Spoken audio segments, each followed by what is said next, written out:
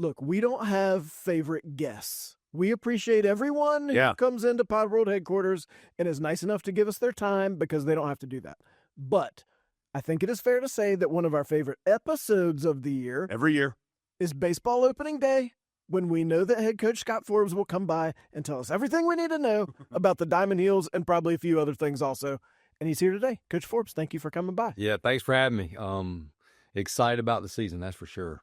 You've played through some snow these last couple weeks. Oh, yeah. Give us a little thumbnail of what you've seen from the Diamond Heels. Yeah, I don't remember. We were talking about this. You guys can try to help me here because you were involved, obviously, with Carolina baseball for a while. I don't remember a cold stretch being this consistent, where it was this cold every day. We're literally celebrating 40 degrees and sunny. Like today, I think it's going to be 42, and we're all pumped up about it. We still wear sleeves, but a lot of the guys won't. But to answer your question, it's gone fast. The NCAA passed a rule where we could start team practice pretty much immediately, which was Monday, I think, January the 12th. So that allowed us to at least have more time with our guys and not have to be concerned about hour limits and all that stuff. And the guys have worked. They've dealt with the cold. We've got guys from cold weather areas, which has helped also. They're kind of used to it. But I have to give my staff, a ton of credit. They're unbelievable, organized. Practice is going really, really well. We've got the tarp on, got the tarp off, shoveled snow, been able to at least get on the infield like yesterday. Our grounds crew's done a phenomenal job. So I think any coach would be lying to you if they felt like, hey, we're ultra ready this time of year. I think we're getting better. It would be ideal if it was 50 and, sunny, but it hasn't been. So we've dealt with it and trying to get our pitch counts up, and hopefully, we're ready to go. Before we get to this year, I just want to take a quick question about last year. As a head coach, how do you kind of review that year? You did everything right. Like, you had a great team. You're hosting in the postseason. You had a 1-0 lead in the Supers. Like, you did everything you wanted to do, and then you just had a couple games where your team didn't play its best. The opposition played well. It just didn't work out. So how do you assess that when you didn't get ultimately where you want to go, which is Omaha, but you did everything you could do to get there? Yeah, I think, especially as a head coach, one of my favorite books I've ever read is I'm a huge Jocko fan, Navy SEAL, Extreme Ownership. I can't sit here and say that I agree necessarily individually that I did everything right. So that's the first thing you should do, is look back and say, okay, what could have we done different as a coaching staff to maybe have won one of those two games? And sometimes you do look back and you're like, maybe we did do almost everything right and the ball didn't bounce here or there. But there are a couple things, I finally went back and watched, and I felt like, okay, if we correct those things, the old saying, never waste a failing. You got to look at it that way. And I felt like there were a couple things late in those games, like John Wooden says, those little things, maybe Gavin being in a little bit more on the, not Gavin, Gavin was playing third on that sack bunt situation, so it doesn't have to be a run through. But again, our guys, on the reverse side of that, you also need to step back and appreciate what your players have done. You look at the 2014, we lost some superstars, a ton of offense, and those guys came together as the season went along, gave us a legit chance, won an ACC championship, and had another opportunity to go to Omaha. So more for me, it's just reflecting back, like, dang it, not allowing Jake Knapp to pitch in Omaha and Stokely to have at bats, or among others. But really just trying to learn from it and say, hey, we get in that situation again, we'll be better because of it. Do you keep like a notebook of like things that you feel like you learned each year, like quotes that you read? Is there a file somewhere that has all this stuff? Yeah, 100%. I'm a big writer. It helps me tremendously, but I've gotten to where now I'm an Excel person. They say AI is going to knock out Excel, so I guess I'll have to retire when that happens. But I use the heck out of Excel formulas originally, as a pitching coach, but more it's just where I make all the practice plans. Basically, after every practice, I go in and I type in what's as quick as I can, or go to my home office at night, what I thought about the practice. But the games, scouting reports, they're more advanced now. But yeah, I have notebooks, kind of old school notebooks that I've kept each season. Like this one will be labeled 25, 26 season. Just a lot of handwritten notes, and I've tried to type them more into Excel as well. Probably just doing, I don't need to do that, but I do it, and it just allows me to have it on the computer. But it does help go back and look at, what you could have done better. That's the biggest thing for me is, just trying to learn from it. But, yeah, we have all that stuff for sure. What made me think of this question is when you said earlier, the rules are a little different, so we could start on this day. And it feels like there's a lot of different rules right now. But if people aren't following this kind of day-to-day, can you give us a quick update on some of the new rules that you are managing, whether it's the roster or whatever it is, that is kind of that you have to navigate right now? Yeah, I mean, are there any rules? That's the question I ask myself at times when I read all the articles, especially when you got the college football playoff just ending and obviously basketball, but baseball is booming. It's taken off, and the landscape is what it is from the standpoint of, it used to be you raise as much money as you could, and you had that for NIL money. Well, that's changing. It's more of a rev share battle. What is the school and the administration's commitment to rev share in your sport? Because that's going to matter now more than ever. But really for us, the rules change for the better in the recruiting. We can't call or have in-person contact with high school players until I think it's August 1st after getting ready to start their junior year, which still is early if you really think about it, but we got all out of whack. I mean, we were offering 14-year-olds, and then everybody was basically offering a kid because they either thought he was okay or, is there a no-brainer at 14? There aren't many of them. Thankfully, we offered Matty Mathias at 14, but there's a lot of other stories as well. And so that's made it better for everybody, in my opinion. And now you got to balance that with the high school rules. How many high school players do you want to bring in compared to what you need to stay old from the transfer portal? So it's an interesting time, but you got to adapt. But I like the new rules. They're getting better. They're getting ready to change potentially our recruiting calendar rules, which I like. So all of it's has been for the good in college baseball, except the stupid double base. I can't stand it. I don't know why we don't just use Major League bases. We're trying to get that passed as well. I wanted to look this up because I want to make sure I got it right. So there was a story in Baseball America recently that said the average age of a Division I college baseball player has jumped from 20.1 in 2022 to 21.9 in 2024. The average age is 21.9. How has that changed the game? I mean, if you're not paying attention to that, you're going to get your butt whipped. Or, Coach Savage is a good friend of mine. It depends on what your school can help you do, what the admission process is, how many transfers can you bring in. You look at UCLA 2 years ago, I think they won 19 games, if I'm correct. And then last year they made it to Omaha, and then all those guys, kind of like it used to be at times. But really you used to fill that void with older players from the junior colleges. Well, now, you got the transfer portal, and if you don't remain fairly old, and then obviously you want to have those you still got to get the best high school players, but the difference for baseball is you don't know if they're going to get to campus. So I know that if a sophomore at school A goes on the portal and he comes to UNC, I don't have to fight the draft for him, and he can potentially play shortstop for us. Well, I got the best shortstop in the country or in our state, but he's drafted in the second round and he signs. It's a mix you have to balance. But staying old, I think, is really important to be. As Dean, I always respected what Coach Smith did. We always had a shot when he, always consistent to be in the mix to win a national championship. And I think now to do that, you have to bring in the right guys off the transfer portal so you stay old. I shouldn't say I know. I would think we've asked you this before, but I think it's worth asking you again. You guys have done a terrific job in the transfer portal, in my opinion, both from finding Division I guys and finding guys at lower ranks that you bring in to be successful. How have you been able to consistently hit on that, where you find a guy who maybe is playing D2 baseball and you see something that says, you know what, he can compete at this level? Again, I want to give Scott Jackson, Jesse Worsbicky, Brian Gaines, Jason Howell, and our whole staff. We all work together to get the right guys. Sometimes you have to walk away from the guys that on paper look like the right guys, but you don't feel like they're going to fit your exact need.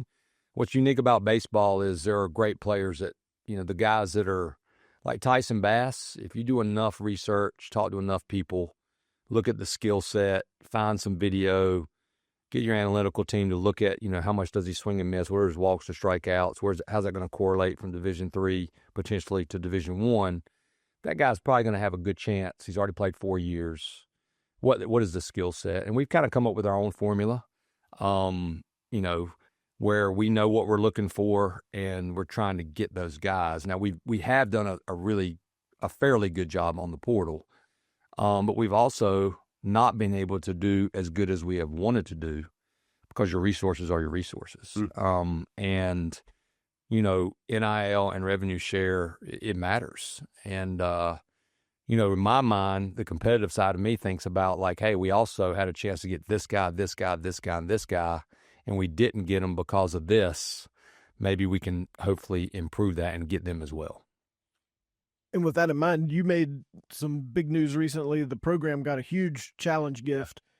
What is that exactly, and how will that impact? And for that matter, how can people get involved if they hear this and they're like, you know what, I'd like to help them? Yes, it was, it's unbelievable is what it is. I just look at the future of college athletics in general, and I want Carolina baseball to always be nationally competitive for years, way after I'm done here.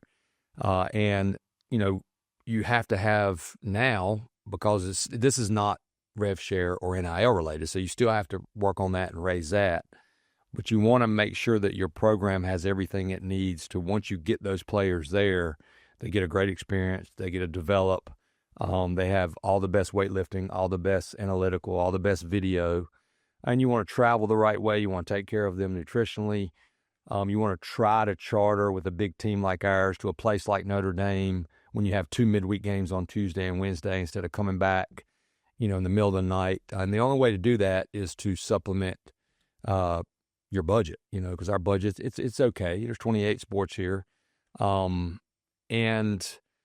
if we can get that endowment where we want to, too, I want to have the best coaching staff in the country. I don't want these guys leaving the University of North Carolina unless they become head coaches. And that's the goal, is to pretty much be self-sufficient from the standpoint of, hey, we need, we really need to update our locker room. Well, we've got it big enough and it's drawing enough money where we can do that. We're not there yet, but we're going to get there because everybody's been so supportive. And to get involved, heck, if you want to, you can just email me. we can set up a Venmo. No, I'm kidding. But Carter Hicks and Dave Arendis and they're helping a ton. The Rams Club, Jip and Seth, among others. We're already beginning the match. The match is growing. So it's been an exciting time for Carolina baseball for sure. And in terms of some results people might see on the field this year, tell folks about some of the new technology you have that some of that money has paid for that you may be able to draw a direct line from that to what actually happens at home plate this year. Yeah, 100%. I was lucky to be in all those meetings with Coach Fox when we built the stadium, which was really cool looking back on it now. And what Coach always would talk about was, okay, we want to start with the players first. What do we need to make sure they have everything that they need? So if you come to our stadium and you haven't been to it, the underneath is as nice as anybody's. But we also had to upgrade it. We redid our weight room not too long ago. That was not cheap. With all the the latest and greatest technology, Coach Gatz has iPads everywhere. It's a big deal. I don't know that much about it because I don't need to, but I know that we needed it. So my job is to make sure we raise the money and get what our strength coach needs. Then they work with Coach Howell, Coach Gaines, and Coach Weirs and Coach Jackson with all that video to make it, to work with each player individually, what they need to do to make them the best baseball player they can be.